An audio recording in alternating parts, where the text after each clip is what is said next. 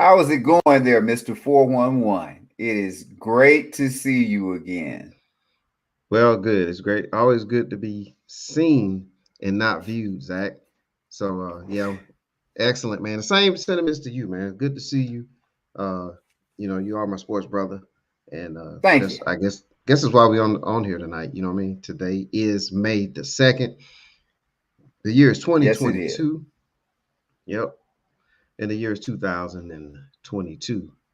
Unbelievable. But we are here, man. We're here to talk sports, man. We're gonna talk a little NBA, and and we definitely gonna get into the Draymond Green situation.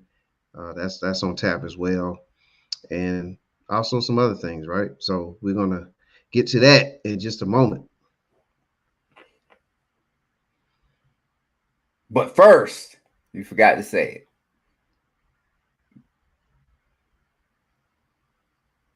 Are you ready? it. I'm ready. All right, Sports Brothers. Here we go.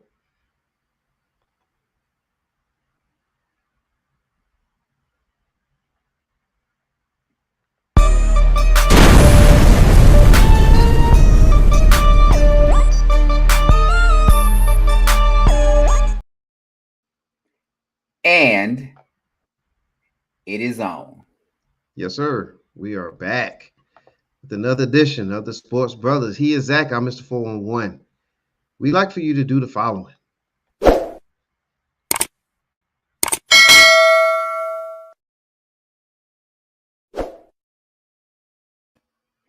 And the show can probably end for you now because, as I always say, that is your favorite part. That's right. Please hit the like, subscribe, and notification buttons. You can follow us on Twitter, YouTube, and what else, Zach? You can also follow us on Zingo TV. All right. It's going to be a long day. And, but for those who have a long days, look, check out our sponsor, Heavenly Spa Mobile. If you're having a long day, a rough time, Latanya will take care of you. You reach out to her at heavenlyspamobile.com.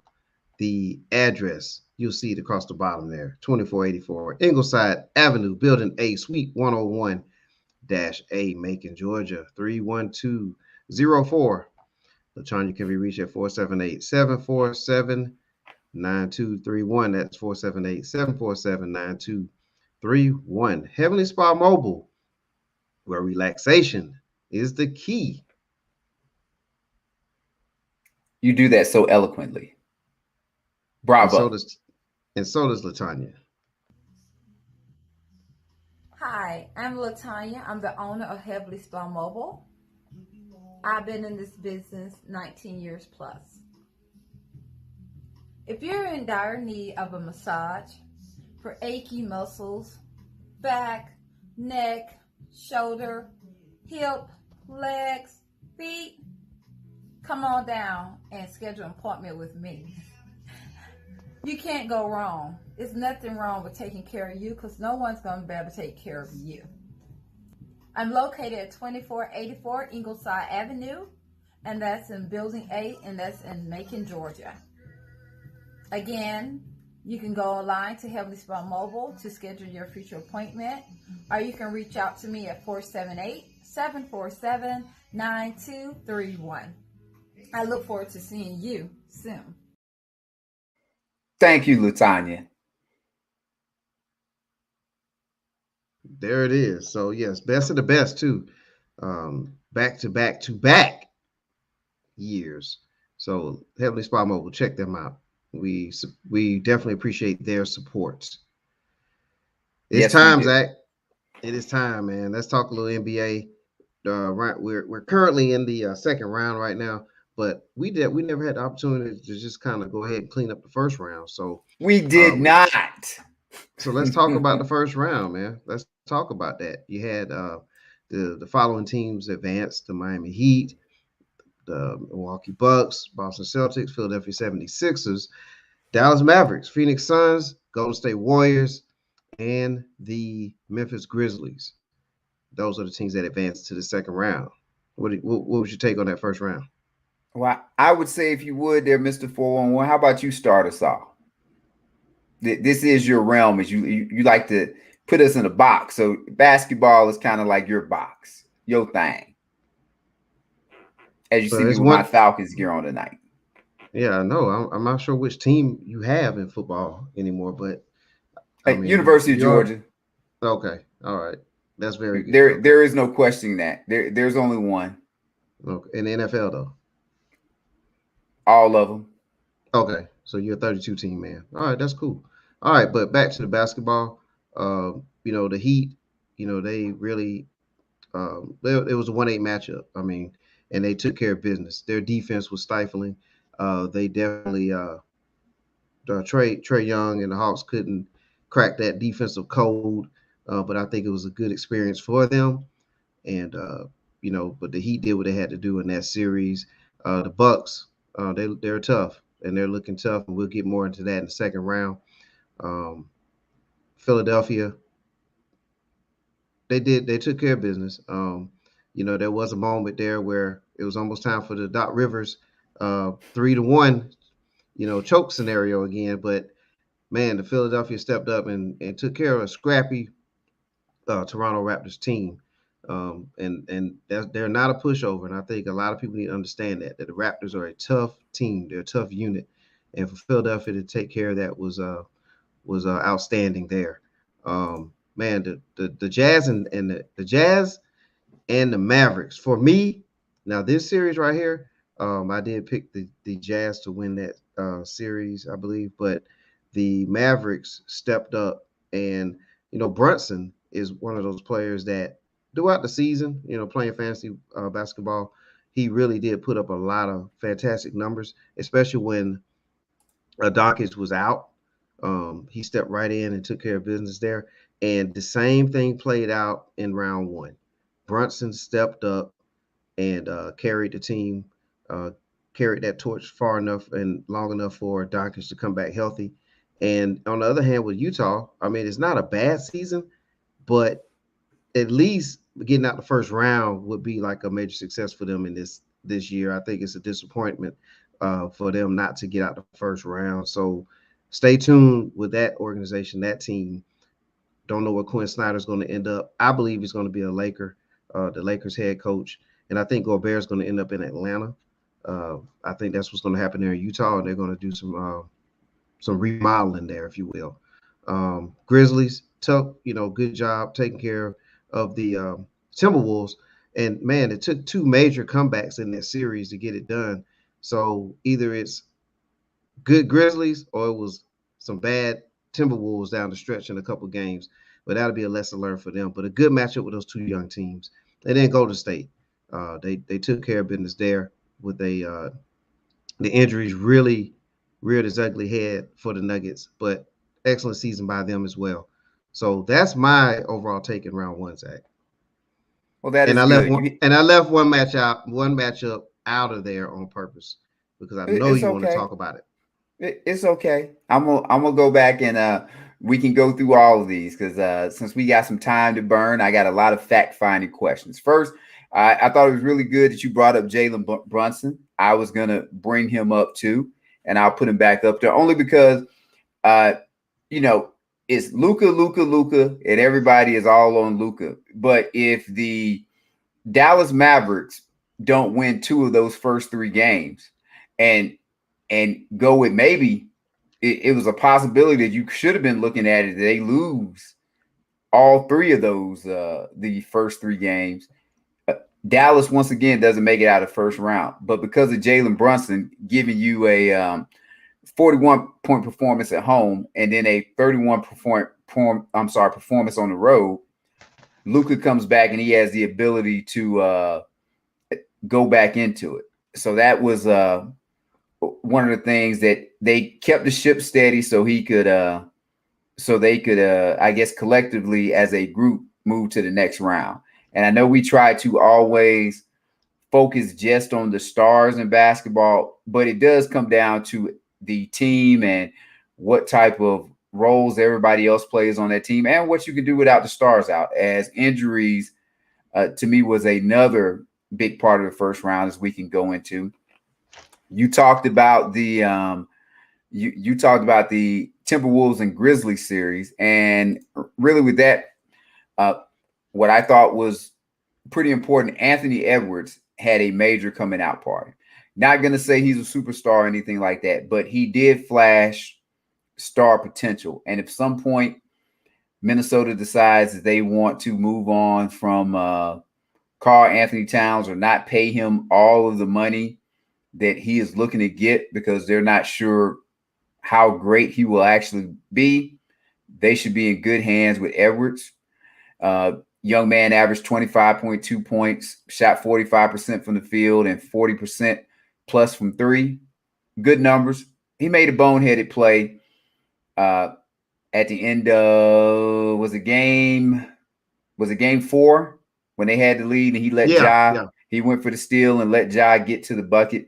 And I'm not gonna everybody likes to call it those rookie mistakes or whatever, but I would say, and I look at things, would it be a dumb mistake if you did it if you had been 10 years in the league? Because if it's a dumb mistake, it's just a dumb mistake. It's not a rookie mistake or a young person mistake.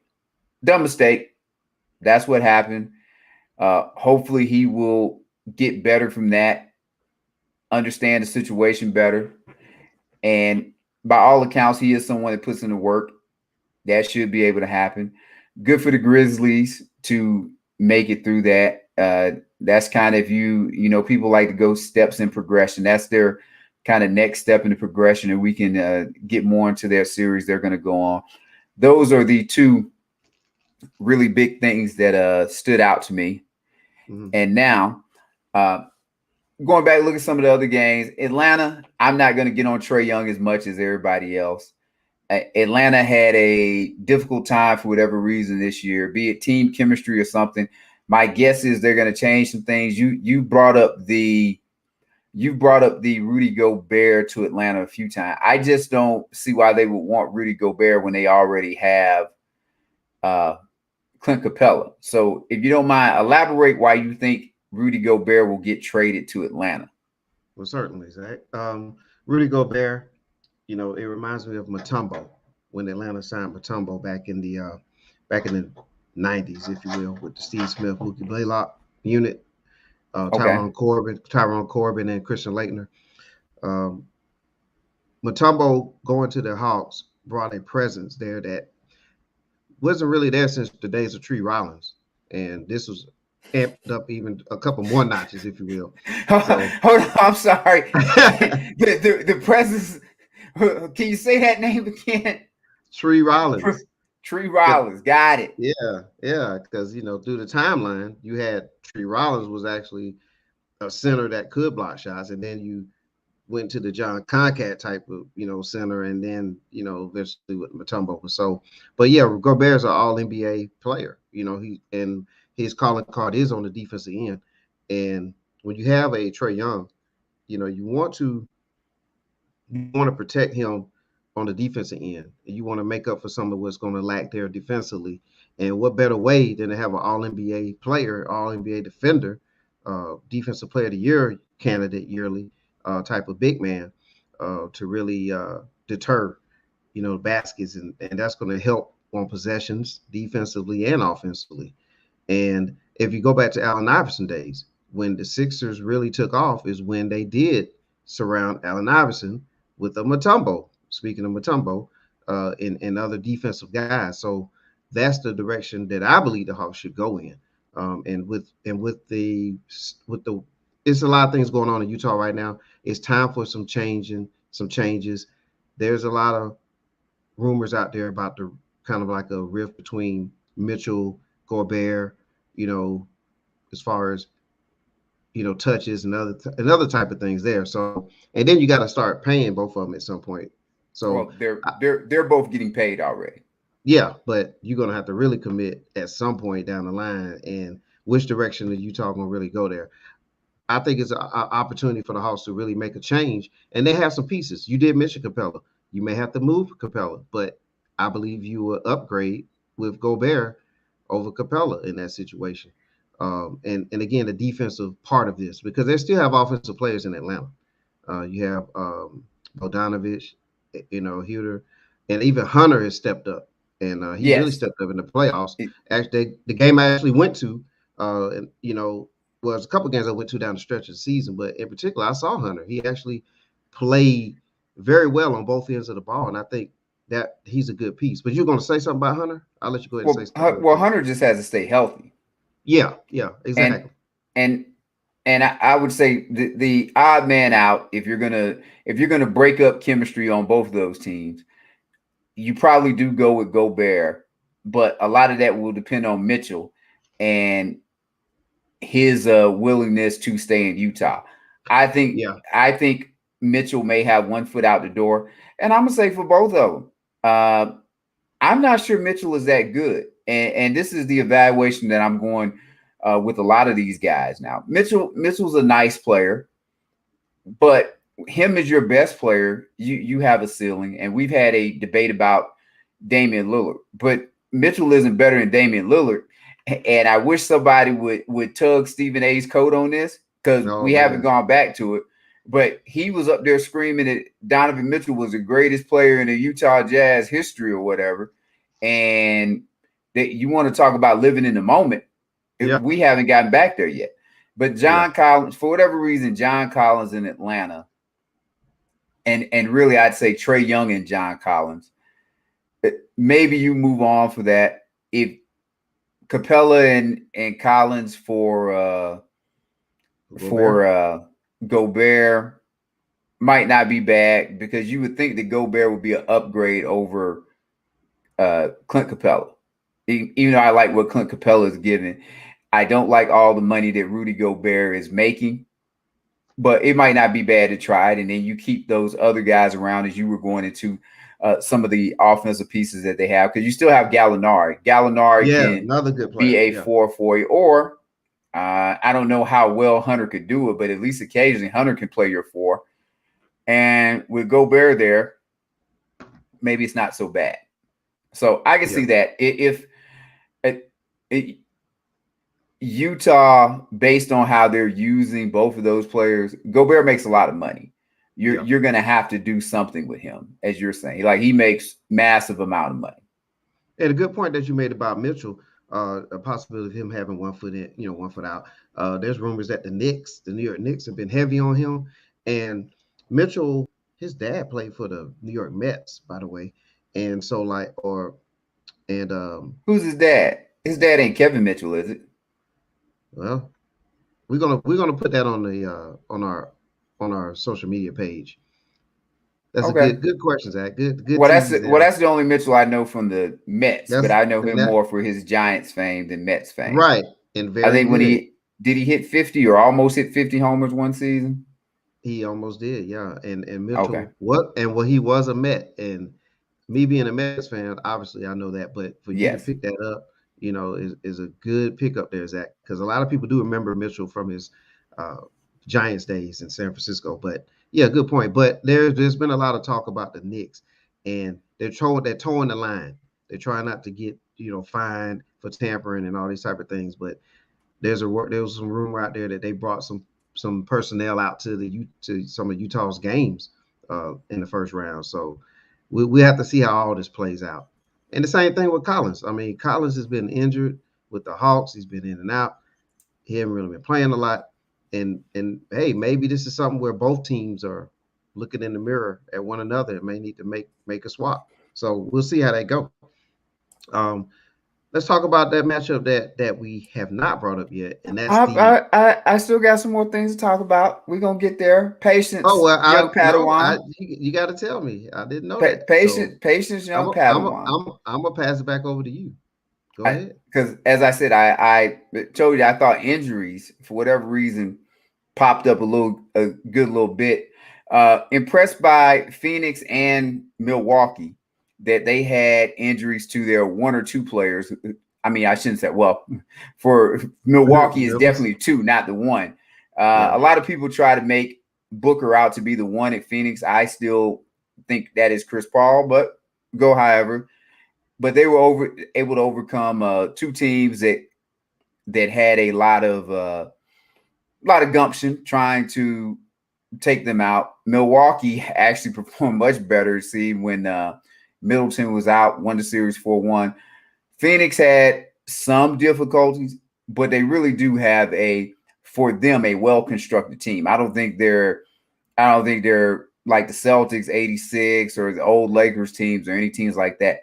But they do have a really good collective group that plays together, understands their roles, and has the ability to win a championship just depending on what is going on. So I thought impressive by them. Also, Willie Green in Phoenix, and I should have had a pic photo of him. Good for him. Good year. New Orleans. Oh, yeah, New Orleans. I'm sorry.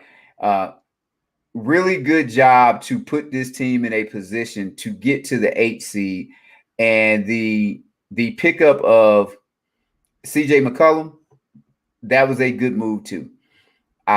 Before I was kind of like you thinking, well, as far as moves, thinking that maybe they need to move on from Zion because he was showing they didn't want to be there. Now he did, of course, say, well, I would sign the extension in a minute. Like, duh, of course you would sign it in a minute.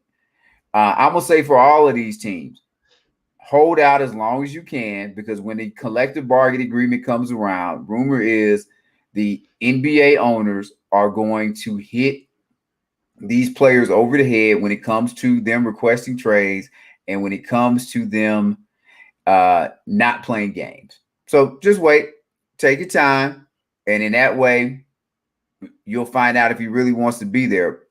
But I would definitely take next year to determine what type of player Zion can be, what type of role he will fit in.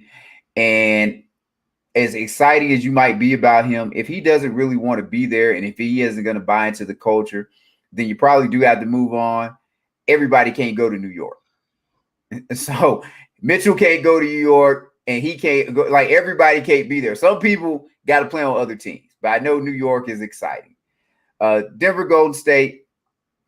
I think you talked about Joker winning the MVP. And just once again, injuries affected that. Don't know if it would have made how much of a difference it would have made, but Michael Porter Jr. and Jamal Murray definitely would have helped some because Joker needs some assistance there. And you talked about Philly, Toronto, and the big thing about Philly, Toronto, Embiid gets hurt again. We'll see how hurt he is, but injured again.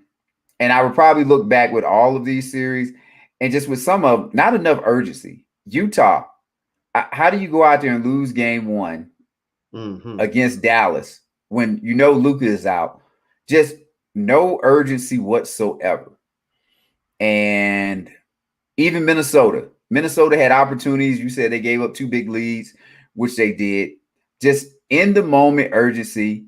And people will say young, but what was Utah's excuse? Utah isn't young. Utah is a group that's been around. That's why I go less away from these stuff being about young. And some of it is just the character of the individuals there. Kobe Bryant, when he shot those air balls against Utah, he was young, but he did at least, quote unquote, have some urgency and had a desire to try and go out there and get it done, even though it didn't happen. And now we will get to the team that we have not spoken about. Good job by Boston closing out the Nets. And before I go too much in that, what's your take on the Boston Nets series?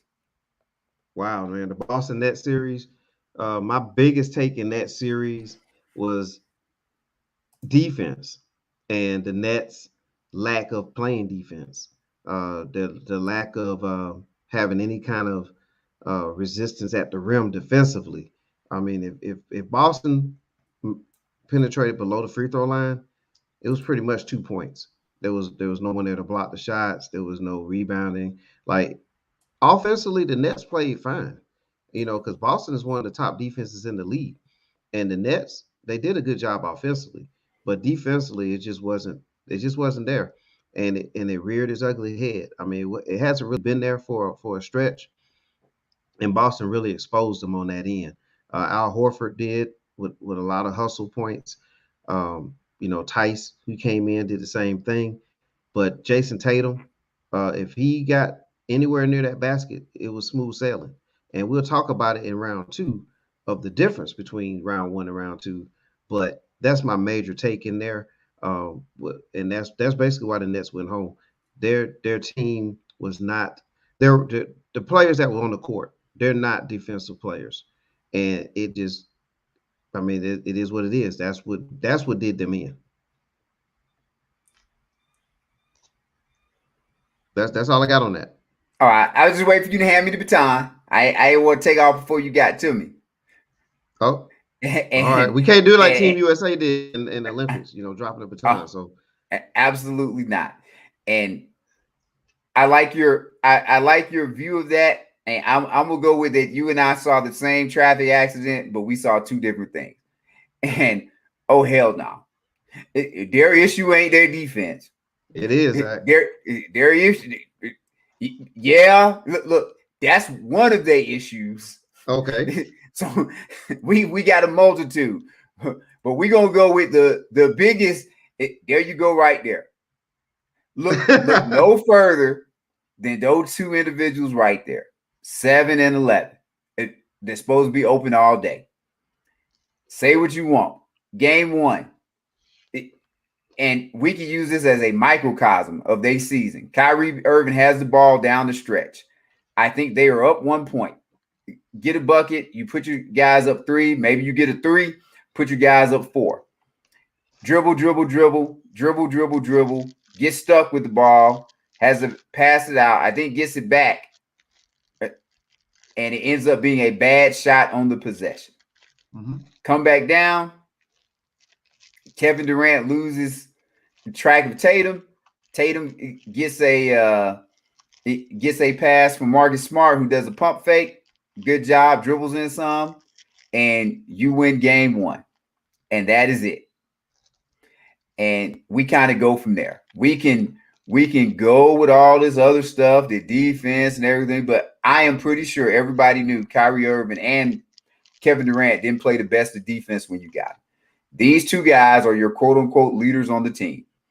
And if you heard Kyrie Irving afterwards, he talked about how Kevin and himself need to get together with management and talk things out about how to proceed. So I'm going to hold them accountable. And I think we really have to start asking, how great is Kevin Durant? And I already know how great he is, which is he's not that great. In the big scheme of things, he has 1 MVP. Everybody likes to go back to the finals MVPs. He won those with Golden State, and you can't take those away. But I believe is it Cornbread Maxwell? Doesn't he have a finals MVP for Boston? I believe so. Yes, he does. He does. And are we talking about how great he is? Well, Cornbread Maxwell is not an all-time great player. Joe Dumars. But he played great in that finals. Joe Dumars has a finals MVP. Mm-hmm. Is Joe Dumars an all-time great player? So does Tony Parker. So I would just say those two final MVPs, they're nice. People give Steve Nash a hard time about his 2 regular season MVPs, which mean way more than finals MVPs as far as your dominance, because that's more than just a series. Andre Iguodala has a finals MVP. So we really need to bring into question about Kevin Durant's greatness and how with both of these gentlemen, everybody goes on board. Overboard of their scoring ability that gets you a bucket anytime, unguardable. What do we hear? The 2 most skilled teammates in the history of basketball. Like, stop it. Just stop it. The bottom line is getting a bucket and getting it done. And right now in Brooklyn, they have not gotten it done. And I will take this down now, Mr. 4-1. And I have a question for you. And I just want to see where you will go. If Kyrie Irving didn't play, and this isn't to trick you or anything, but this is maybe so I can kind of sort of prove a point. So don't feel like I'm trying to trick you, but I think a lot of people may have this thought process. But if Kyrie Irving stopped playing basketball right now, is he a Hall of Famer? In my opinion, no. Okay. What do you think the consensus would be from if we ran a poll for this on 411 Sports World?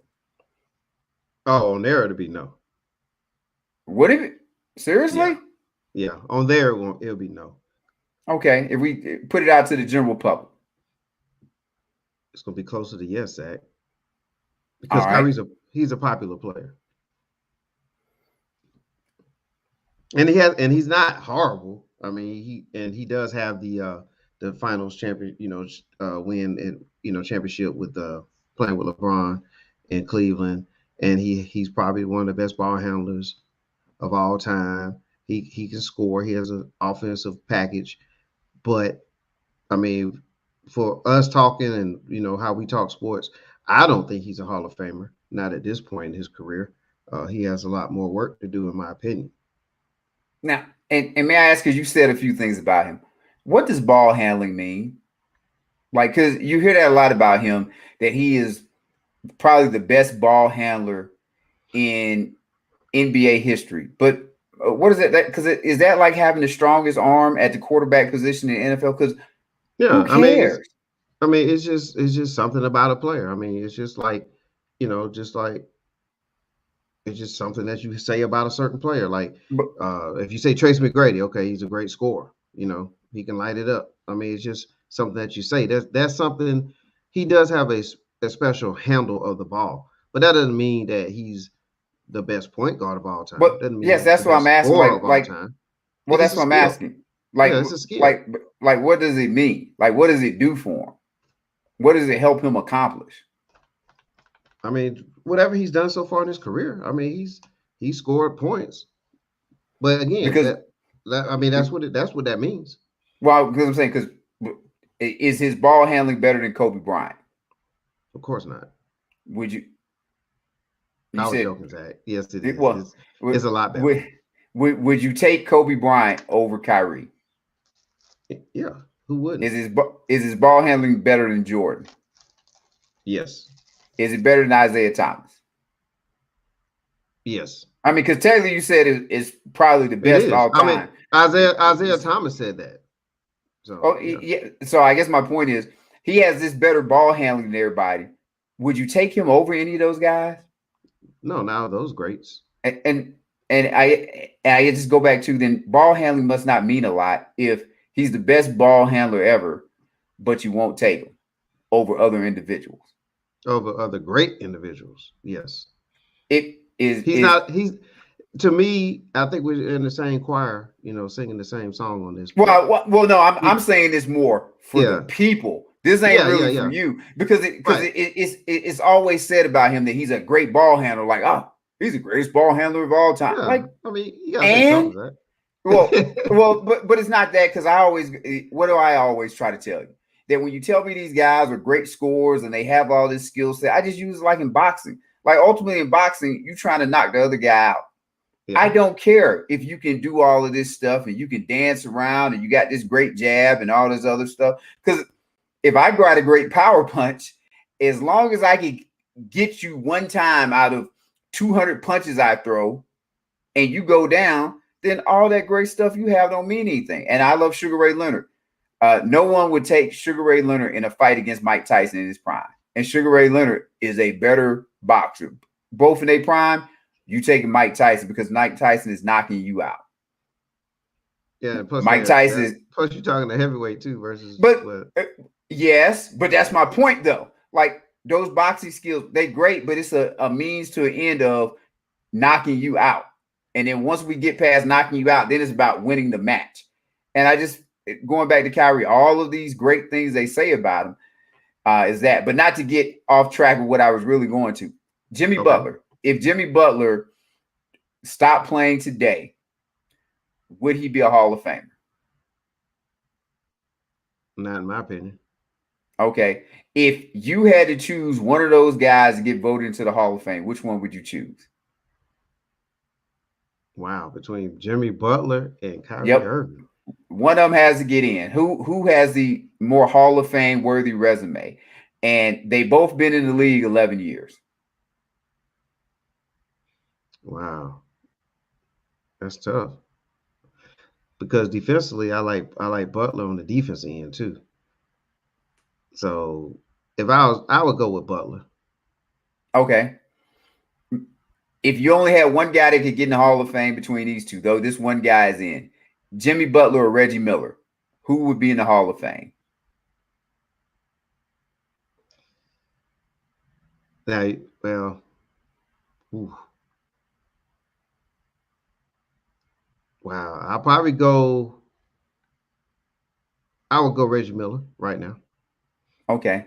Now, I said that for a point. I'm going to do this, and I guess we can show this later. Jimmy Butler versus Kyrie, both 11 years in. Kyrie does have the championship. Butler doesn't have that. But in fairness to Jimmy Butler, he actually led a team to a finals. Well, Kyrie was not able to be the best team on a team that has gone too far in the playoffs. Butler's been in 10 playoffs, Kyrie only 6. Kyrie's played in 7 All-Star games, Butler's 6.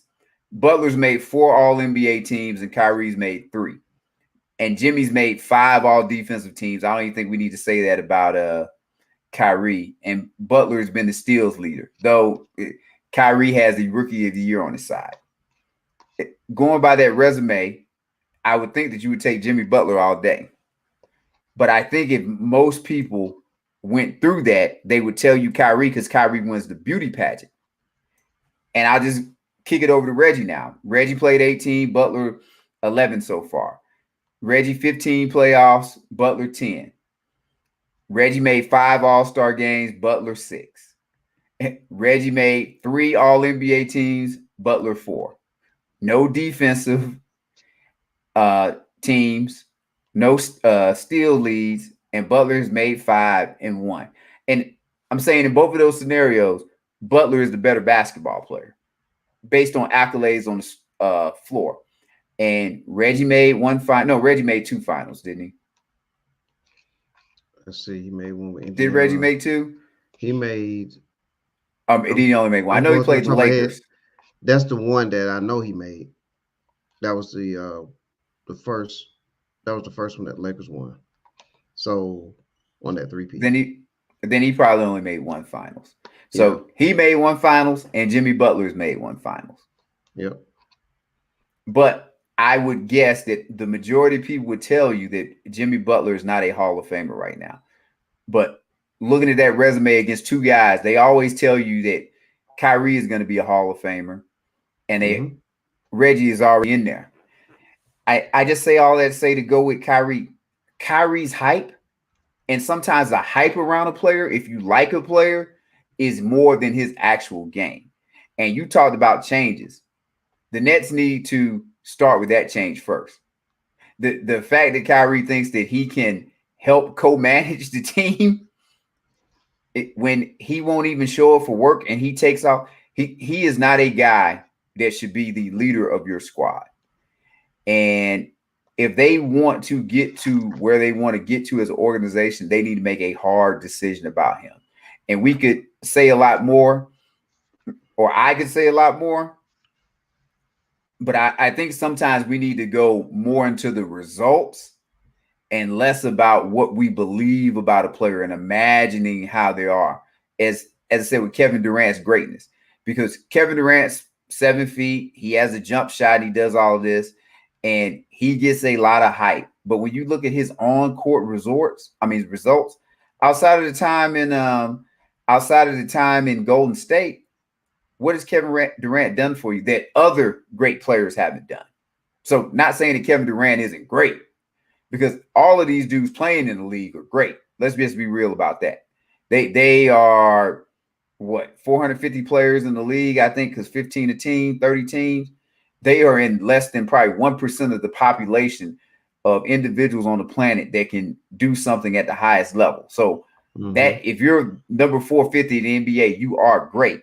But now we're looking at other things. And if you were to compare Kevin Durant to these other individuals, his resume is that of a great player, but is his resume so much better than per se a Isaiah Thomas or Scottie Pippen or any of these other guys? Because when you get past his scoring, what else does Kevin Durant give you? Now, he's led a team to the finals, so I think you have to get credit for that. But you got to look at some of these other guys. Like I don't know if you would put him in the Dominique Wilkins category. I believe we kind of talked about it last time, maybe with that Dr. J now. Like we need to stop this putting Kevin Durant ahead of Dr. J. So with both of these guys, I would say reality check for the Nets. And I'm with you. We can go into the Celtics a little bit more. But that is what I got from that game in the first round, that we have overhyped Kevin Durant and Kyrie Irving coming together, and that team is poorly constructed because they're the only team that didn't win a game in the playoffs. And while individuals might have thought that they might lose, which I think I had them losing a 6, I don't think anybody would have thought that they would get swept, regardless of if the games were close or not. And I know that was a long-winded soliloquy by me, but just watch. Next year, we'll be back on the crowd will be back on the Nets hype train. And probably my main reason for saying that Durant isn't all that great, we ain't heard nothing about it. Like if this was LeBron that this happened to, it'd be every day.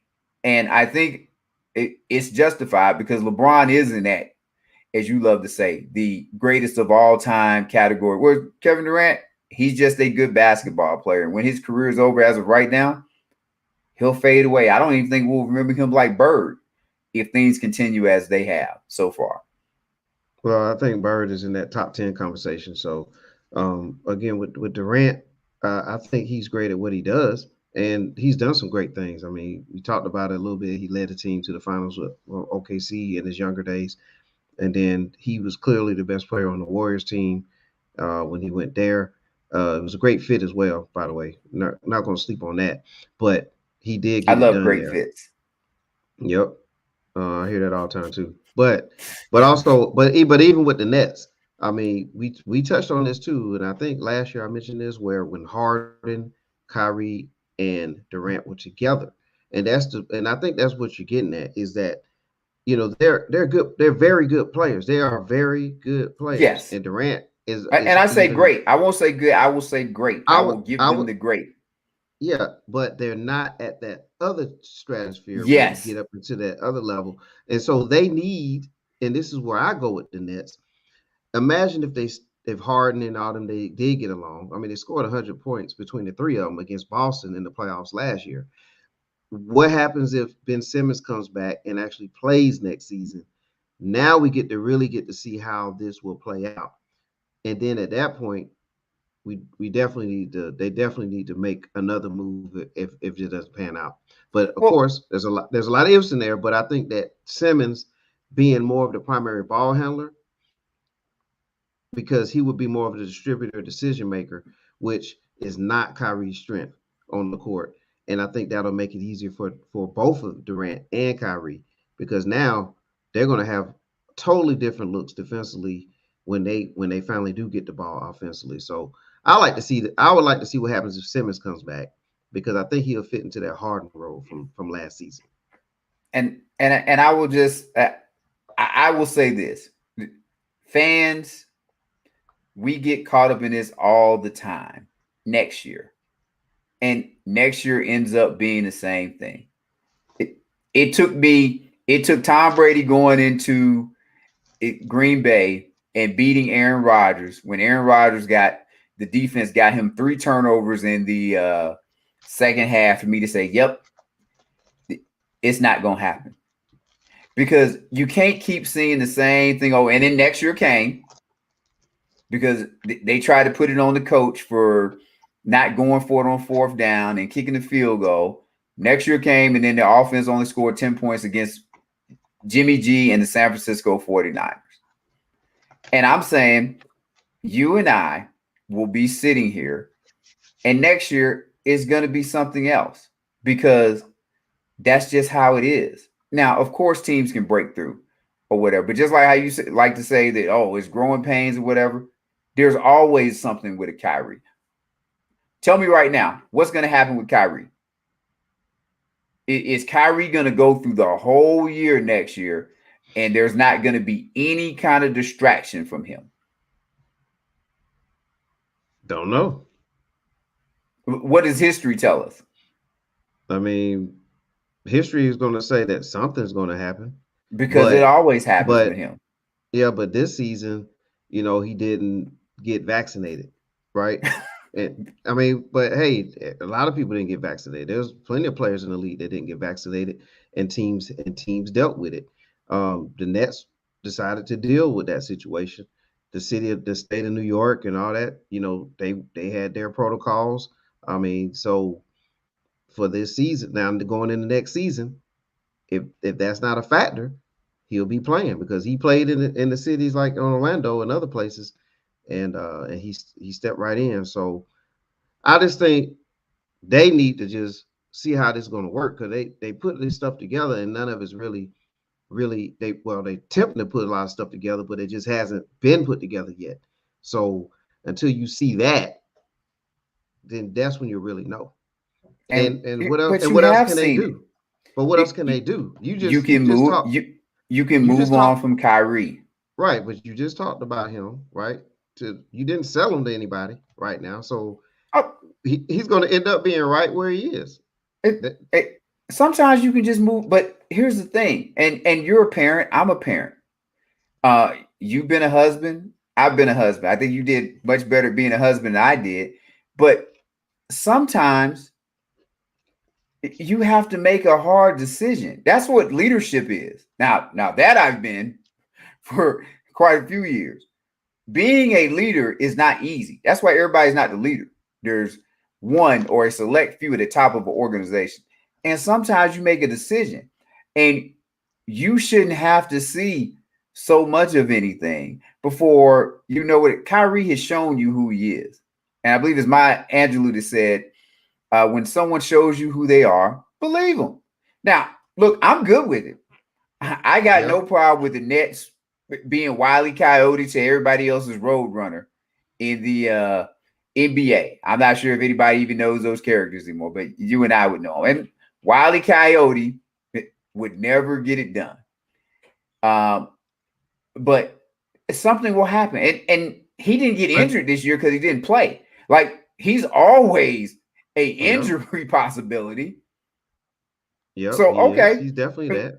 So, but he did win a championship in Cleveland. So there is something there that he won a championship playing with one of the greatest of all time, as you like to say. But Kevin Durant is not one of the greatest of all time. That's right. He can't elevate him like that. But we just talked about. I just said that they had Harden last year. Okay, now they're getting Ben Simmons in there. So it's not just Kevin Durant. It's going to be the three of them. So I'm just saying they need to just see how that combination is going to work. And I would just say you've seen. What else you're going to get? Oh, well, I'd move on from Ben Simmons also though. Like I'd be out on Ben Simmons. Though I heard now like Marcellus Wiley, and I'm gonna give credit to the people that deserve credit. Marcellus Wiley did give a very good explanation of why Simmons didn't play. That Simmons is in arbitration with the NBA, and it's because of his mental health, and he's trying to get $20 million back. So, Zach, we talked about that because you remember when Kwame Brown, we had a discussion about Kwame Brown and what he said about he told Ben Simmons before he even sat out. Well, he told him to show up and play. He said, show up. Right. Before Simmons decided not to, what Simmons didn't want to sit out and do all that stuff. He said, no, go show up so that Philadelphia will have no reason not to pay you. Well, that's what he said. Himself in that situation. Well, I'm still a believer in I don't think money should dictate your decisions. It's obvious that Ben Simmons values money. I don't believe in being a slave to anything. The only thing we all should be a slave to is God. Outside of that, don't be a slave to anything. And if money is dictating your decisions, would I want to have $20 million? Absolutely. But if he was so adamant that he wanted the money like that, then yes, to me, he should have went the Kwame Brown route. If you don't want the money like that, if you were willing to get like that, just even with that, you wanted to get out of Philadelphia, but you didn't want to get out so bad that you wanted to sacrifice your money, that you were going to play this ploy to try and get it back. If that's what he's doing, I'm saying I move away from both of those guys. Now, I was saving this. You talked about Donovan Mitchell looking to get out of town. Ben Simmons for Donovan Mitchell wouldn't be bad for either organization. That'd be good. If you want to do, like, I'm gonna send you to Utah, Ben Simmons. Utah needs a player with Ben Simmons type of ability. I don't think the Utah press will be on him too bad. So you keep him there. He can play with Mike Conley. Mike Conley can shoot. Maybe that changes things up. You bring Donovan Mitchell in. Donovan Mitchell is at least a good character guy, and he's in the New York area. Yeah, I like that trade, Zach. And as I said, now my other thing would be, that's it. Move on from Kyrie or cut him. If he opts out of his contract, I would let him walk, or I would offer him like $5 million a year to come back. I don't need to see more out of Kyrie. Like I understand everybody else wants to see more out of it. I know what Kyrie Irving is. I've seen enough of him and the NBA side. He's the dude. Kyrie Irving is his self first, and his skill set, as much as people like to blow it up or whatever, his skill set is it's a great skill set, but it don't translate to what you would need it to translate to. Yeah. And he's a little guy. You got to build the team better. I mean, if you're going to use those type of players, you got to build the team. Kind of like with Trae Young. Trae Young has all kind of skill. Led the league in total assists, total points this season. But, and there you go. You got to fill in all the blanks. We talked about defense. We talked about getting another guard to help him out. But I'm fine with all of that. What's a good trait? But does Trae Young have a added, or I won't say, have we seen that he has a attitude problem? No, like he seems to be, at least as of right now, he seems to be a good guy. Yeah. Now maybe he goes out there and he takes wild shots and things that's different than being a bad guy. Is Trae Young going to show up to work? So far, as long as he ain't injured or anything like that, he shows up to work. It appears that he works hard. I don't think you can put Kyrie Irving in any of those qualities. Or I don't think Kyrie Irving has any of those, y'all like to say, intangibles or leadership attributes. And I'm not a fan of Kobe like that. You guys love Kobe. And I'm not even like this big Jordan guy like that either. I have a lot of his gear with his little logo on it. But so he don't care. Well, Jordan Brand and Jordan are two different things. But I would say with both Kobe and Jordan, like as much as they shot hunted and were volume shooters, and maybe they weren't quote unquote the best teammates, what they were is about the organizational goal of winning. Be it selfish because they wanted to win for themselves or what have you. And they may have had different perspectives about winning, but they were going to show up and play, and they gave you a good effort in how they did things. And I just think when you sell your soul to Kyrie Irving, you got to look at those other 14 guys on the roster, and you're telling them what you are about. And I'd be fine. Like if Kyrie Irving was Shaquille O'Neal in his prime and had the attitude he had, good. If he's Wilt, if he was Lou Alcindor, I'm good. Like you start giving me some of the greats. If he was LeBron, like as much as you complain about LeBron in his prime, you deal with all of that stuff with LeBron. LeBron not in his prime, you don't deal with that.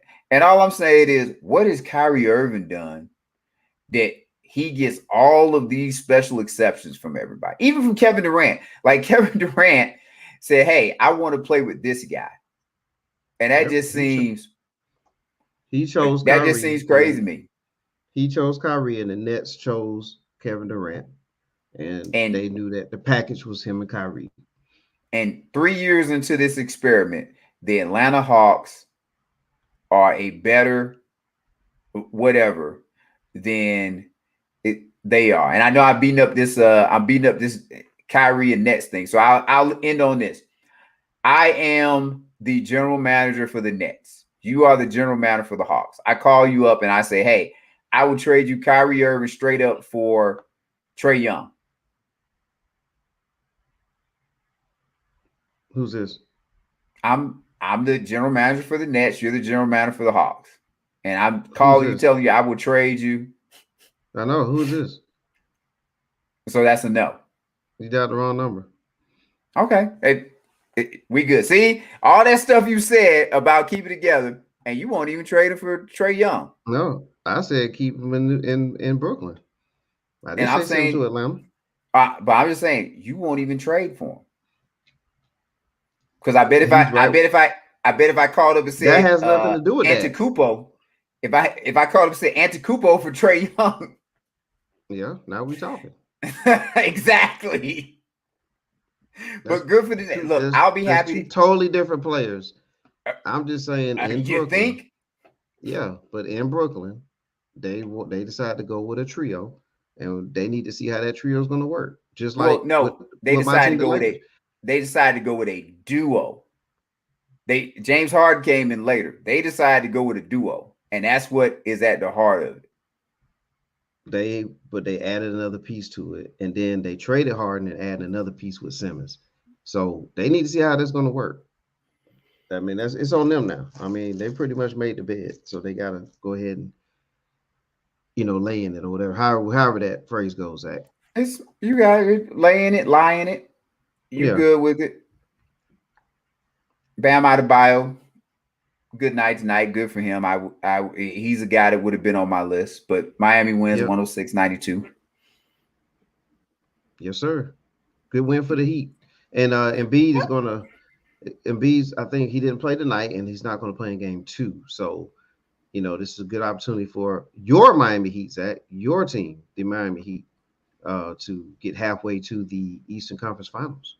I said, urgency. I want to say going to halftime, 76 were up 51-50, I believe.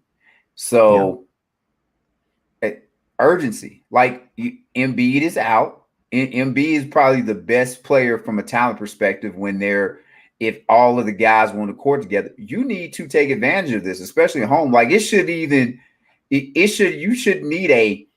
halftime speech, and we need to do some things differently so we can take the lead. This should be, hey, we need to get this now.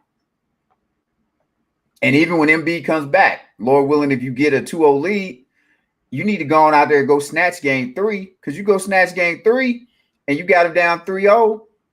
That's kind of it.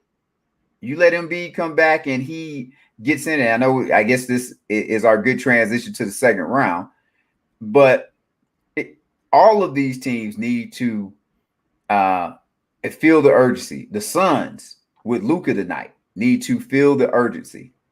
And I guess we can, before I go too far, I see we got PT with Grit up there. I guess we need a sponsor because I have been running my mouth for a while.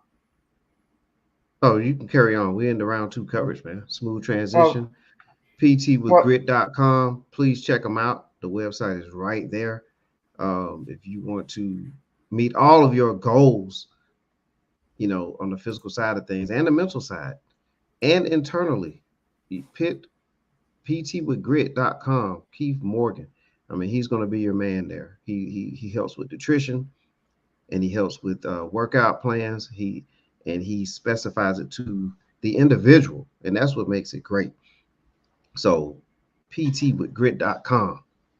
Check it out.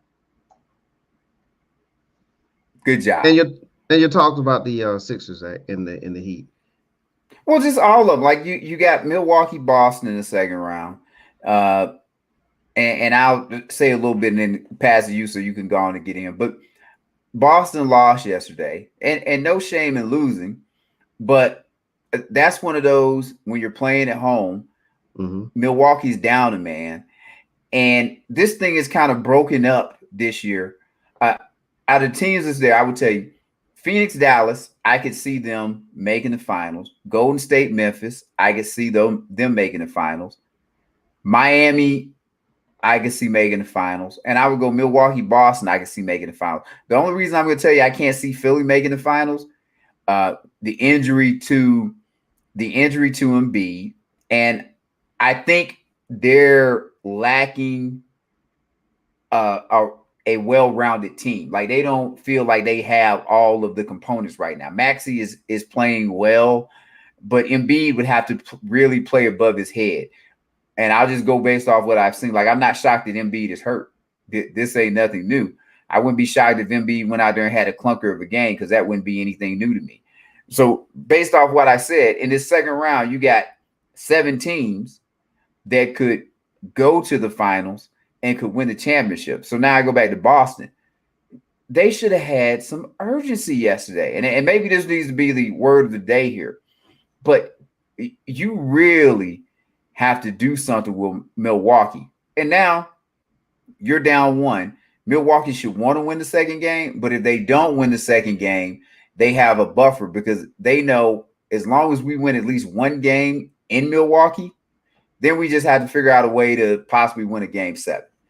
And same thing with Memphis. I'm not going to do the young thing with Memphis and they're not ready for the moment and all this other stuff because Morant is right at the rim. If he just gets a different angle and makes a layup, now we're talking about something different with them.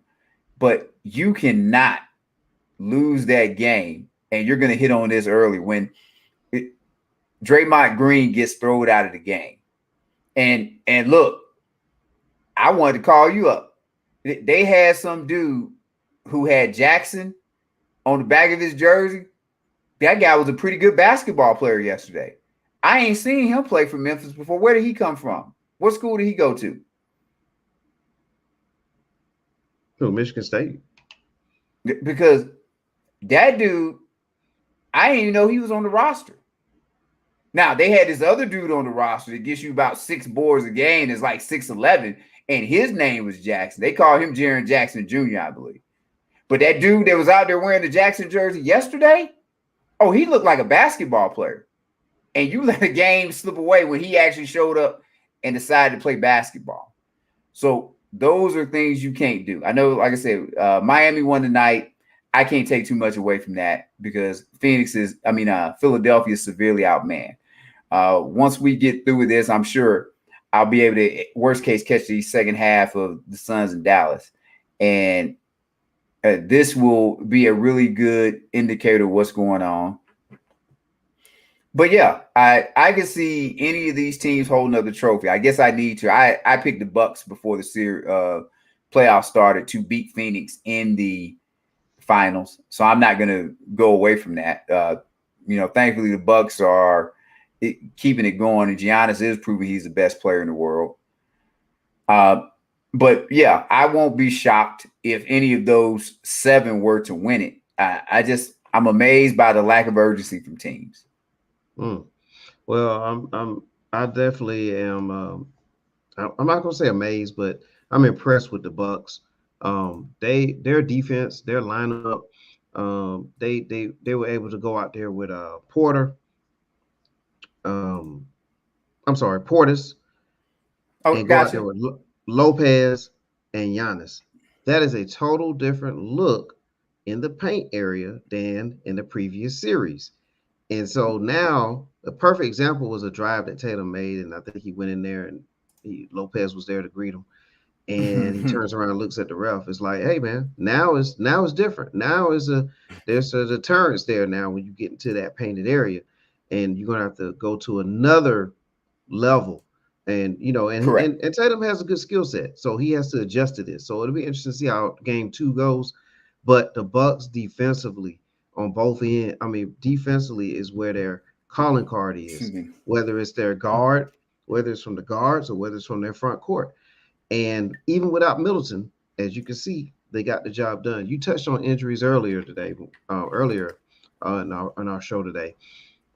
And the Bucks are showing you, really the only person they can't miss is Giannis. Well, look, what you and like to say, understatement of yeah. and it is the understatement of the day. But that's really it. Outside of that, they can make things work because they are a team, and that's a thing that a lot of NBA teams need to really rethink. Build you a team Yes. that way you can survive injuries. You can survive, when changes of circumstances throughout the year, and you can adjust when you're playing the various opponents, and that's where Phoenix comes into play. The Bucks come into play. The Grizzlies. I mean, come on, man. Before the game came on national TV yesterday, or even in the playoffs, nobody could name who's on the Grizzlies team outside of John Morant. And look at these guys played the Well, Warriors. you and I could have. Right, but all the way to the end, Zach, they played Yes. the Warriors it was an excellent ball game yesterday to watch. He missed the layup. Yeah, that final play they ran, Zach, it was awesome. I had to rewind it and watch it like 4 or 5 times. And I was like, man, they got exactly what they wanted out of that play. And that's impressive. I mean, that's good coaching and good teamwork out there. And they played a veteran team, a group of guys who've been there, done that, and got the T-shirt and the trophy. So that's interesting. But to go back real quick, because the East is showing up across the crawl there. Talked about the Bucks, the Heat. They should take this series. It's unfortunate what happened with Embiid, but again, like clockwork, he's getting injured. Correct. The Heat caught they did a great job. They took advantage of the regular season. They positioned themselves. They earned this spot. They earned this position to where things can fall their way. So take nothing away from the Heat there. The Bucks and Celtics, I think the series is going to go a long way. I don't think it's going to be over in 5. I think it's going to be a tough 6 or a 7 with that series. But ultimately, the Bucks are going to take that one. Moving over to the West, I'm interested. I just want to watch Dallas and Phoenix because it's going to be up and down. It's going to be fun to watch that matchup. And the Warriors Grizzlies, it's turned out to be if the game 1 is an indication of this series, I mean, buckle up for that one. It's going to be a great one there too. So it's pretty much what I have right now. Predictions, we'll post them on the social media page. And ladies and gentlemen, you can go out there and take a look at them. Well, I was impressed by the Warriors because I kind of thought that how they say matchups make fights. Yeah. And it's still early, but I kind of thought the Grizzlies might be a really bad matchup for the Warriors. Yeah. They're tough. Because as you said, they have you add in Bane, you got the young Dylan Brooks. Yep. You got the young man that's out of Gonzaga, I believe. They have a very well constructed team, and they've proven they can play well without Ja Morant. Yes. So for Golden State to get that win after Draymond got himself removed from the game was really big for the Warriors. Like that gives you a cushion in case you make a mistake. Now you can lose a game maybe that you weren't supposed to, and that's really all that does. With the Mavericks and Suns, I'm interested to see because this is really going to be team ball versus Luka ball. The kind of James Harden ISO. If you want to go Michael Jordan ISO early in his career, how will the team handle that? And it will, we'll see. So all right, we'll be back to give further analysis as this stuff progresses. And any of the series in a sweep? Ooh, I'm gonna go no. I think where we could probably get one if we had to pick one out of these 4 matchups would have been the Philadelphia Miami series. But I think Miami, I think they'll give one up in Philly for sure. So I'm going to say no sweeps. 5 games or less. The only one that'll go 5 would be the Heat and Sixers. So if I had to pick one, that would be the only one. I think that the Grizzlies Warriors is going 7. I think the Suns Mavericks is going 6. The Celtics Bucks, I already said that was going to be a tough 6, possibly 7 game there. So yeah, that's the only one I see.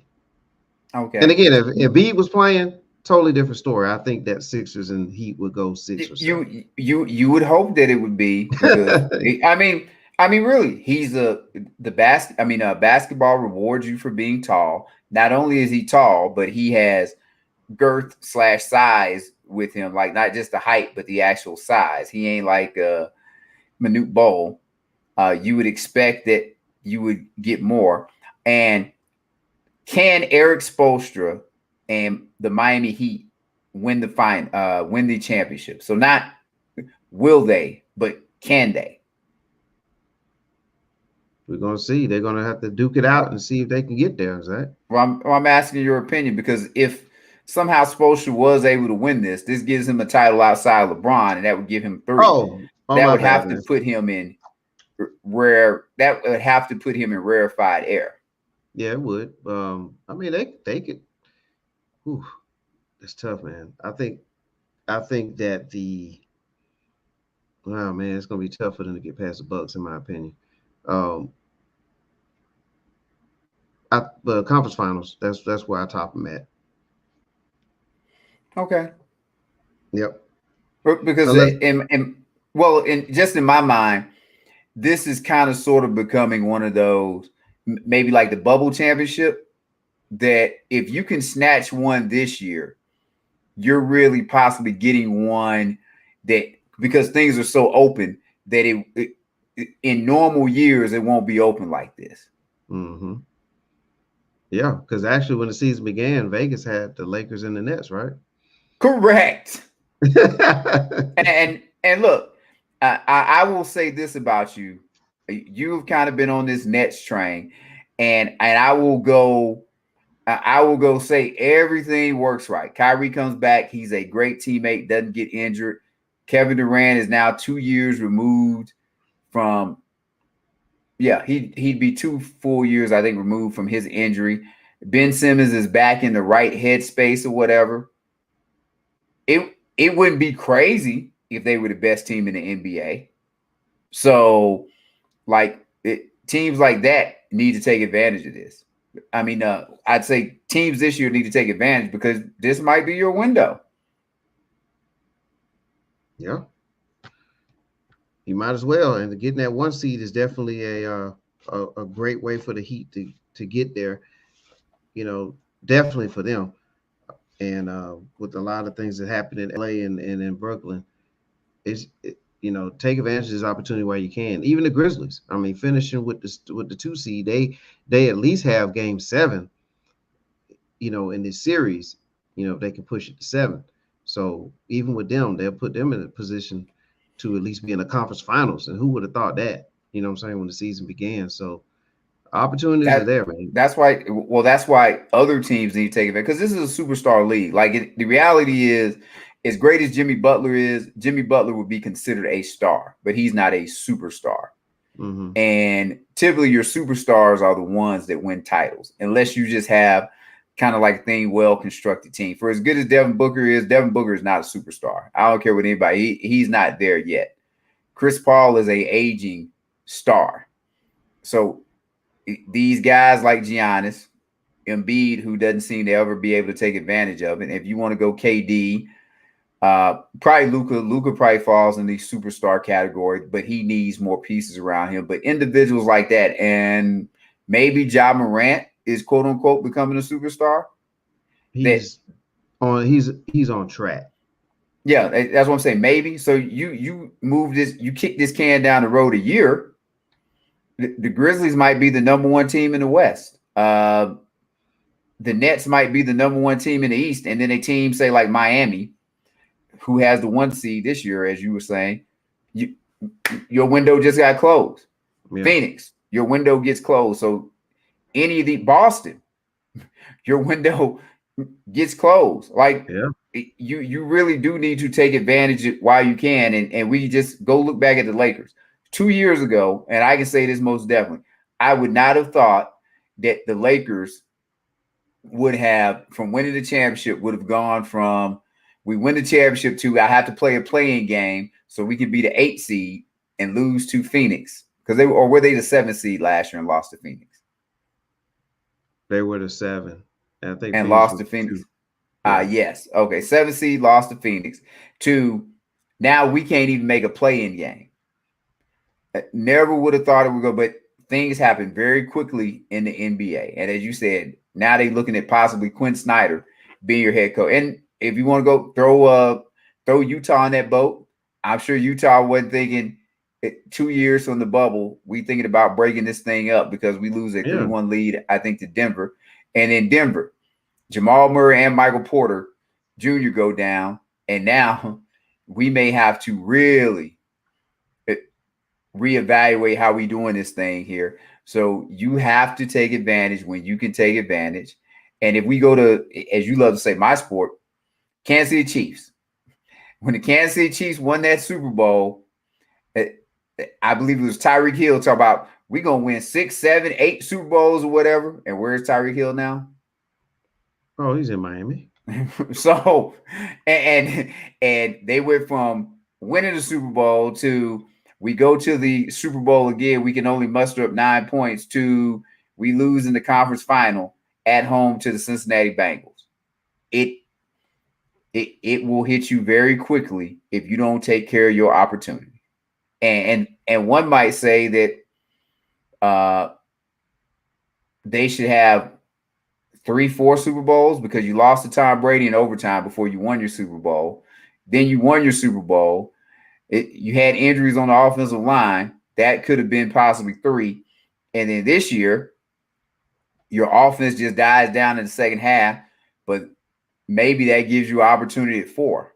And instead, you got 1 Super Bowl to show for it. No shame there, just with all of these organizations. As I just, have kind of said, we'll see who can slip through the cracks and get theirs. And as we get to the end of all this stuff, like you said, then all of a sudden we start judging guys, i.e. Kobe, Duncan, Shaq, that these guys have all these rings or whatever, and we'll slot them appropriately, just like we will be doing when we do our top NBA players of all time countdown. That's right, on the future show. And I might have already gave away one since I said Dr. J is going to be higher than Kevin Durant. All right. Well, we're going to talk about we're going to go back to the Golden State Grizzlies game for Sunday, and we're going to talk about the flagrant 2 situation. Woo! But man, look, if you are out there out and about and people are putting flagrant 2s on you and you want to protect yourself, Butts Jr. Boxing Academy, 3555 Mercer University Drive, Suite 104-1, Macon, Georgia, 31204. Butts Jr. can be reached at 478-254-5442 or 478-319-1502. Check out Butts Boxing Academy. It's a great way to train, great way to get yourself in shape. And Butts really cares about the boxing scene. He takes care of a lot of the youth in the community, does a lot of training, puts together shows. So there's a lot going on over there. So check out Butts Jr. If you want to get your boxing skills up. Oh, well, all right. I do get beat up by the young guys a little bit when we're going to play, but I know they don't do it on purpose. They just do it because they think I can take it. Really? Hey. Yeah, exactly. Okay, well, that's a segue to our flagrant 2 conversation that's coming up, man. So there's a lot of talk in the sports world after this occurred and all the way through Sunday and all the day about Draymond Green. And there was a lot of talk, from the commentators to the different shows and all that kind of stuff, and all the Stephen A. Smiths and all the guys like that. So we're going to talk about it. Draymond Green. All right. Do we have video of it? We may have video of it, Zach. If not, we'll have to get with the producers and see if they can show that video. Okay. I'll just ask before we get started, because before you go into everything, I just want to give my little quick 2 cents, and then you can give me the actual official part of it. And then from there, And then from there, maybe I'll ask you a few fact-finding questions. Now, it's easy for me. And we'll try to get the video. If not, you can always go to our Twitter page. And it's on there. It's currently on there. Okay. But I thought he should have been ejected because it didn't look like it was a basketball play. And I think it should have been ejection, not just if it was Draymond Green, but if it was any person that just referee the situation, it would be my thing. And based on that, yeah, go on and get him up out of there. And I put the responsibility on the player because he didn't have to do any of that. The fact that he did it, then you gave the referees kind of no choice. They have to do what they had to do. And with that said, now I will let you take over and I'll just sit back and listen. Man, Zach, there's nothing else for me to say. Well, I'm sure there's some more technical things that you can go into to break everything down. But that's the nuts and bolts of this whole thing. Well, I'd rather you kind of, if you want to go play by play, because everybody is kind of whining, and how could they do it? And that's why I say there's things I want to ask. So if you don't mind. Oh, no problem, Zach. I don't mind breaking down film from the referee perspective. And look, I'm gonna echo a couple of things you said. Draymond should have been ejected, and there's no reason why he should not have been, because of the things that he did. Now we'll break all that down in just a moment, but you hear people say, "Well, it's because it's the playoffs." Well, so now you're saying call that as a flagrant 2 in the regular season, but not in the playoffs, or the game is soft now. Well, we know the game is officiated differently than it has been in the past, and that's just the way it's been. That's the way the whole sport of basketball is at all levels. The game is officiated differently. Various organizations, governing bodies want the game called a certain way. They want more freedom of movement for players. They want more protection for players. Safety, and there's a lot of things put in the rules for safety. And so with that said, breaking down the play, if you look at what a flagrant foul is, one of the criteria of a flagrant foul is a unnecessary blow to the head, a wind up before you make contact. And just talking about the wind up real quick, if you go back to the Nuggets versus the Warriors, and I can't remember which game it was, but it was in Denver, so it has to be either game 2. It might have been either game 3 or 4. Might have been 4, but Draymond Green poked Jokic in the eye. I don't know if you remember that. And, yes, correct. And that was as a result of Draymond Green recklessly waving his hands in the face of an opponent. Now, that could have been a technical foul, but then the reason why they have that rule in place is for safety. You waving your hands in the eye area, you could poke the eye. I refereed a game and the eye came out before, and they had to pull it back, push it back into on a young lady. So, I'm speaking from what I've experienced. And when Draymond, he didn't deliberately stick his finger in the Joker's eye, but when you wave your hand like that in a player's face, the likelihood of that happening is increased. And Draymond's a smart man, so I'm not going to believe that he waved his hands all in the Joker's face, not knowing that could happen. And so, he has a track record of a lot of this. And going back to the play, he did wind up. He made contact to the head. And then, so that's already one right there. And then while the player's airborne, he grabs the jersey of the player and pulls the player to the ground, to the floor.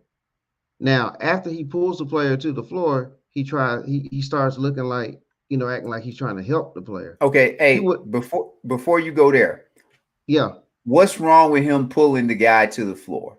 And I know what it is. But what's wrong with him grabbing the jersey, just so Well, you can kind of explain why this is bad? well, first of all, I mean, he could injure the player doing that.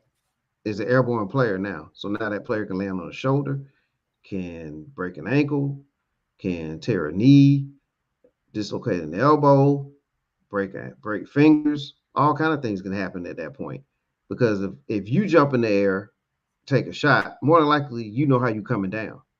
But now that you're airborne and someone pulls you down, you don't know how you're going to land.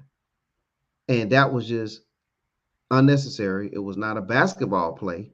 Pulling the jersey is also an intentional act. And now you pulling the airborne shooter by the jersey. Draymond Green pulled him by the jersey.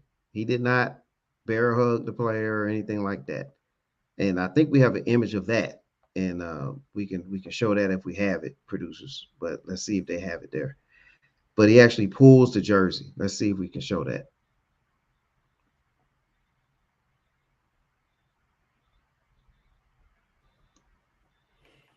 Is that it right there, Zach? It is. And I believe that quote is by, I think it's by Clark, right? The one who was pulled down. Yeah. So yes. So there it is. Airborne. Now you can't see everything here, but if you go watch the video, you will. See, he clearly grabs a jersey and pulls it. Draymond is smarter than this. He knows what he's doing. These are two flagrant acts right now. And if you watch the play originally, when I saw it in real time, like I didn't see contact to the head. So I didn't think he was going to get ejected. But here's the beauty of the NBA. They have the technology. They utilize the technology of going back and replaying certain situations. So in the replay, you see the contact to the head. I mean, all the criteria fits. And if you got to go through with it, if you're an official, you got to do the right thing. And they did. I mean, there's really no debate on this. The sports world may be turned on his ear right now, but imagine if that was your son in the air and somebody whacked him in the head and yanked him out, while he was airborne to the floor. You're going to be upset. Players complain about less stuff than that. And now we're going to act like that this act by Draymond Green does not should not result in him being ejected. No way. Question. Yes, sir. Question. All right. If he doesn't whack him in the head, but he just pulls him while he's in the air, what is that? I think he would have been able to. I think he would have still been in the game. I think it would have been a 1. Why? Because he did 1 act in that case. I think he's going to get a 1. Now, he doesn't hit him in the head, pulls him to the ground, and he breaks his arm. And I asked this because I think he's going to get a 1. And I asked that because does result change what should happen? Because I just say, once again, I'm a rule guy. I just think I don't think the result is going to. I'm sorry. Go ahead, finish your statement. Well, I was just gonna say I don't think the result should change what happens. Like who is it? Kermit Washington and Rudy Tomjanovich. Yeah. If Kermit hits Rudy Tomjanovich and say Rudy can take the punch and he's fine, I don't think that should. I don't even know what punishment that he received, but it shouldn't. Whatever the punishment was going to be, the punishment should be that to me. But do you referees referee differently? Do you referee result or do you just referee the act? Well, you referee the act. That's what you ref. You ref the act. And in this case, using the scenario of not hit him in the head, that act was a 1. Okay. It was a flagrant 1. I mean, he pulled him down, grabbed his jersey, pulled him out of the air. That's a 1. And, so basically, it was his 2 things then. It's that his 2 things, hit him in the head and he pulled him, and you just gave the referees no choice. Basically, yeah. In summary, yeah. That's what he did. Draymond, as you stated, this was Draymond Green. Draymond Green did this. There's no reason for the sports world to put this on everything else. Draymond Green did this act.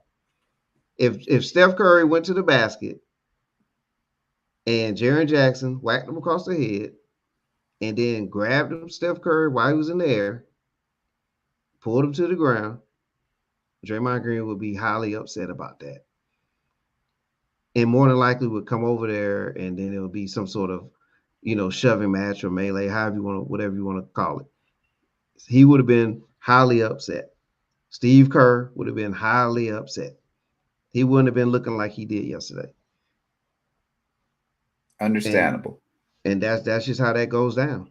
And I know a lot of people don't like it, but it is what it is. I mean, I hear talk like, oh, I'm not going to watch the games no more because it's soft, and it's been a different game for a long time, and it didn't change just because of that.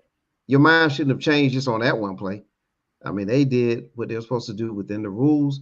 The players know the rules. These are smart players now. They've been playing. Draymond Green, this ain't Draymond Green's first NBA game. Well, yes, I would say that was calculated for a reason. Yeah, it was done. He's an agitator. You know what I'm saying? He's fallen. He's found his niche. He's into that Dennis Rodman-ish type of deal. I'm gonna toe that line. Yes. And that's what he's doing. And it's great for him. I mean, it's working for him. He's getting a lot of attention. He got his own shows now, and all that good stuff. And he's an intense guy. I don't have nothing against Draymond Green, that person. So when I talk about this, I'm talking about the play and the act. Yes. And what happened, and that's what happened. And then ultimately, people need to also realize the benefit of replay is the ultimate result on this, because in real time, I don't even think the referees were gonna, hit him with the blow to the head. Like when I saw it, it didn't look like that, but it was real quick. But so they have that advantage. So now I can see everything. They can see everything, and there it is. I mean, he's out. All right, now I hear quite often that the regular season and the playoffs are refereed different. I assume you got different guidance and books for the playoffs that you have in the referee, in the regular season, because that's the only reason I think it could be different. Now, you haven't reffed the NBA game, but you have reffed a lot of high leverage high school and college games. So is that what happens at the regular season and the playoffs or tournament type games have different rule books? That's a myth. The game's supposed to be called the same. The game's supposed to be called the same way all year. Because I want to say Jalen Rose just said that. Some other guys said that specifically that it is different in the playoffs than it is in the regular season. There's going to be more contact and all of it. And Draymond might have been saying that actually on his little podcast or whatever that he was doing yesterday. And is there any truth to that? I think what it is that the intensity is different amongst the players. There's more eyes on the playoffs too. Regular season, you got people, they watch a game. Okay, tune in here. Okay, let me see who's playing Saturday night on ABC. Okay, we'll watch that. But I have the league pass. I've had the league pass since 1996. I can concur. I've seen a lot of games and a lot of calls and a lot of plays, a lot of fouls, a lot of this and that. And they referee the game all year the same way. I mean, even like with our high school season, we get letters, we get emails, we get things saying, hey, call it this way. Call it like we've been all year. You know what I'm saying? That's how this works. What you see is that the teams get better. Like right now, the teams that are in the playoffs are the better teams. Okay. Now we just eliminated more teams. So now we just talked about the Nets and all their flaws, and then look what Boston got to face now, the Bucks. Now you're seeing the more, two better teams playing, and it's going to get like that each round. It's just more intense.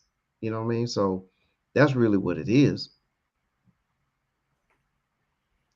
Sounds good. So once again, there is no truth that if a foul in the regular season that same foul is not a foul in the playoffs. No, that's not true. If you travel in the regular season, they're not going to call travel in the playoffs. Exactly. Right. It's going to change it because the playoffs. You know what I mean? Okay. And you're not gonna eject Draymond Green because it's game one of the Western Conference semifinals. Does any of that play into it?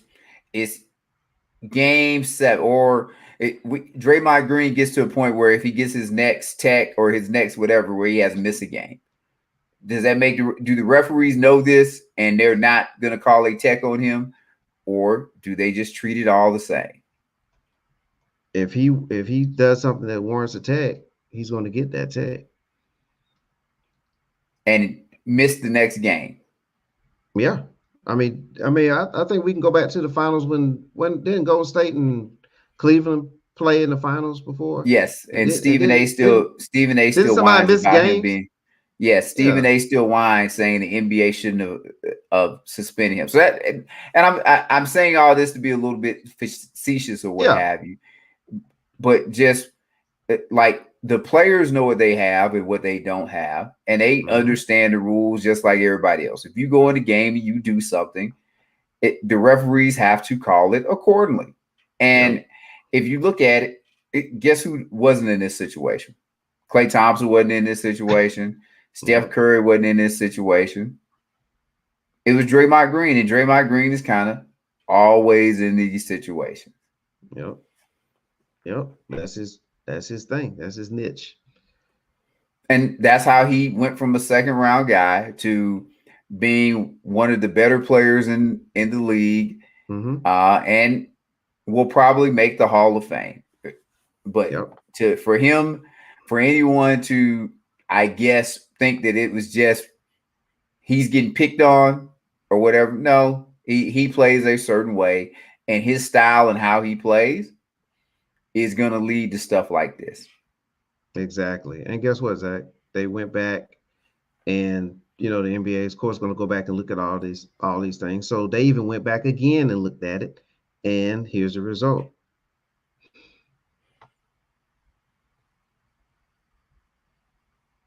And agree. So it will not be reduced. It's still a flagrant 2, even after further review. So, it is what it is. And then you just have to, he just has to deal with that. And anyone that doesn't like it have to deal with it and move forward. Well, go ahead. No, you good. Go ahead. Well, I would just say I'll add my little 2 cents to this, that maybe back in the 80s, 70s, things of that nature, before we had all of this technology, that referees did referee the game differently. That is all quite possible.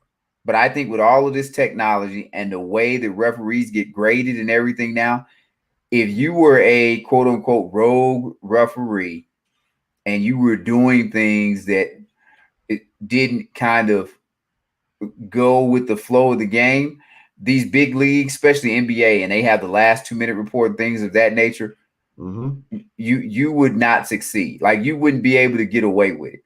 It would be very difficult because you're going to, and you will know this better than me, but that stuff dictates game assignments, right? Like they're going to be deciding who's going to do the conference finals. Like they're doing all of that right now. And then they're going to decide who's going to work the games for the finals, right? Yep. So if you're missing calls or making bad calls, all of that stuff will go into the evaluation, correct? Yeah, exactly. And that's at all the steps, whether you're trying to get into the G League or you're trying to get from G League to the regular, the NBA, and then you try to go from getting a few games in the regular season, getting a bigger schedule, and then from there to the playoffs, each step. So they're highly scrutinized, you know what I'm saying, and on a game to game basis, and they're not going to, their butts on the line right there in that scenario. And they came out with flying colors in there. If they went with it's the playoffs, or the game is just not, tough as it used to be, and they went in with that mentality and said, oh, it's just a common foul. Okay, they're done. You know what I mean? So they are doing their job. Absolutely, right. Zach. Now, would fans feel differently if Brandon Clark had A, broken his wrist, or B, say got a concussion and he has to be out a week now? Would they now feel like it was justified for him to be, because in that scenario, based on what you said, Draymond would still only get he would have been ejected from that game, but he would be able to play the next game. So would fans then be on the other side of the coin of, hey, he needs to be suspended 3-4 games for that. This guy's going to be out for a week or for the rest of the playoffs. Yeah, I know the Grizzlies fans would for sure. I know they would be like that. They would be saying that. And again, if that happened to Steph Curry, I'm certain all the Warriors fans would feel that way. And any Curry supporters, they handled it the right way. It makes sure that everything's under control as well. So now you're not going to have somebody turn around on the other end and do the same thing. Yes. So I think you call it right there, because if Draymond gets away with that with Brandon Clark, if I'm on the Grizzlies, we definitely go after Steph Curry. Like it ain't even now he doesn't have a airborne game or anything like that, but however we could go after him, be it with a severely illegal hard screen or whatever, I think you have to go after Curry like that. And it kind of like in baseball, they hit your guy, you kind of have to go out there, and even though this next guy didn't do anything, you got to hit that guy. Yes, sir. You have to. I mean, and that's what they did, Zach. The referees took care of business there. They made sure everything, didn't simmer over. Everything just went right back down, didn't bubble over. Everything just kind of got real, relaxed from that point. And actually, I think they did the Warriors a favor. I think that situation worked out for the Warriors. They end up playing a good brand of basketball without Draymond Green. Draymond Green was playing bad. I think he had 5 turnovers at that point in the game. So he was not playing well. Yeah, and Draymond Green is 6'7" at best, maybe. And they run him out there at center at times. So, a 6'7" center, I mean, they can make up for that. Not saying that he's not valuable to the team or anything like that, but the way he was behaving, it's better that he's not even involved in this game that day. And as an end result, we had a good game, a good finish. It didn't turn out to be a nasty contest, with some things that could have really gotten ugly. So good job by the NBA officials on that. And I would agree. Good job. I always want the officials to do what they're supposed to do. Yeah, and you've always said that, Zach. It's on the players to do whatever. I guess some of the judgment stuff, maybe you let some of that, no different than the NFL. If you let the corners be a little bit more physical with the wide receivers, or maybe let the wide receivers be a little bit more physical. If you allow that, that's fine. If you want to call the touch stuff really quick, that's fine too. But as long as it's consistent, I don't see the big deal about everything. Right, but you don't see corners tackling wide receivers. Yes, on a 5 and out route, and the ball's on the other side of. You know what I'm saying? Like what Draymond did was just out of line, and it was taken care of. And what the NBA has done a really good job of is, as we were talking about with when you get back to the Kevin Durant or whatever, the NBA emphasizes more skill now, I think, so that a Charles Oakley type would have a more difficult time playing in the league, because his game is going to be more, for lack of a better term, goonish. And the goon / I don't even want to say thugs, but that type of that type enforcers. Of play in the NBA. How about enforcers? Okay, yeah, if you want to go enforcers, and that's good. They kind of eliminated enforcers in the NBA. Yeah, and I guess that's good, because you got these guys making $30+ million, some of them 40+, and I guess we'll get to even guys making $50+ million. I don't want you hurting my player that I'm paying $50 million to, and he's out for 3 months now. Yeah, it's smart by the league. It's a business at the end of the day, and Yes. you want entertainment. I mean, we talked about this in football. Like, wow, I mean, look at Buffalo and Kansas City. Like, that was just back and forth, like a tennis match. Look at a lot of NBA games. The scores have been well over 100, pretty much across the board all season. But that's the end result of years of this. This didn't just start this season. No, you're Like, correct. this has been at least 15 seasons worth of, loose play, if you will. And it's all a part of making the game more entertaining for the fan. And that's what they're doing. It just trickles down all the way to high school. I mean, they want more freedom of movement. If anybody want to take anything from this conversation, freedom of movement. They don't want the hand checking, the body checking. They want the game wide open. And I would probably say that it applies to football, freedom of movement, because you want to see how good these quarterbacks are. Let it go back to you can drive them into the ground, you can hit them below the waist, and that you can do a little bit more jostling with the wide receivers to hold them up. All of a sudden, Patrick Mahomes and many of these other great quarterbacks they got out there probably wouldn't look so great because they're going to be getting thumped in the ground, concussions, and or what have you. And you don't want that in the league. And I would say when you look at the old tape of the NBA, and some of it, they like to say it was tough. But when you look at it now, it's just like, you know what? Those are just cheap shots on guys or whatever.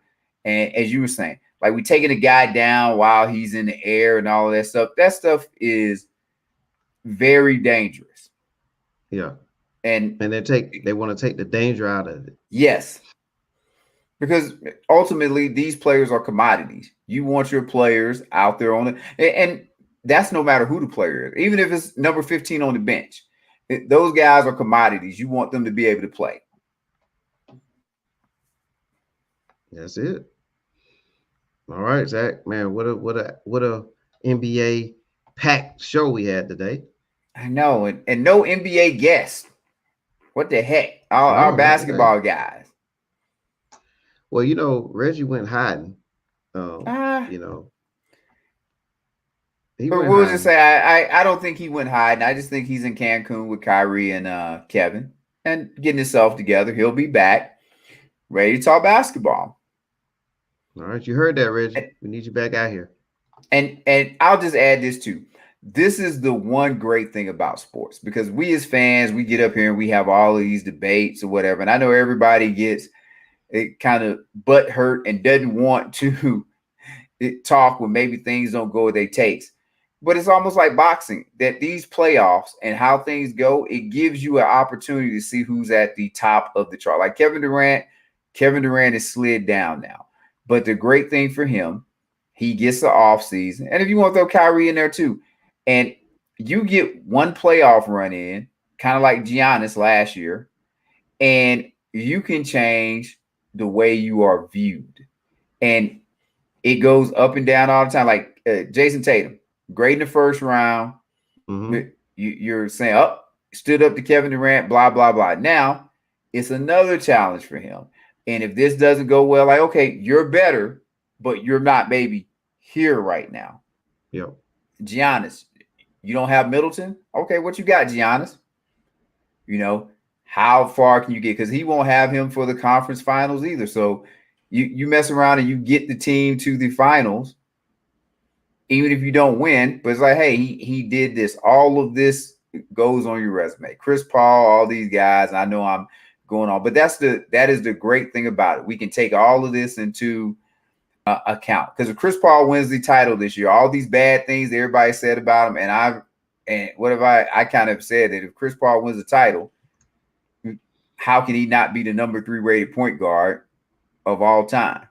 And just like you, I'm a big time Isaiah fan, but his individual resume is better than Isaiah Thomas's individual resume. He just needs that title. Yep. So all of this stuff is great for us to watch and keep these debates going. So everybody, try not to get overly involved. And if you got a statement, if things change, don't be afraid to I guess rearrange your thoughts, or worst case, say I was wrong, because it happens. We all gonna be wrong at some point or another. Yeah, that is so true, man. That's words to live by from Zach, and a great way to close out the show, Zach. Thank you. But yeah, we thank all our sponsors, Heavenly Spot Mobile, PT with Grit, eButts, Junior Promotions, Boxing Academy, and we have more sponsors on the way for upcoming shows. Ooh. So stay tuned. You know, we're starting to go places here, Zach. Yes, we're progressing we are. too. You know, we started off in the first round, and now we're trying to work our way into the second round too. You know what I'm saying? And get into that conference finals and ultimately the finals. So that's what we're trying to get. We're trying to collect. We're trying to collect rings too. Yes, we are.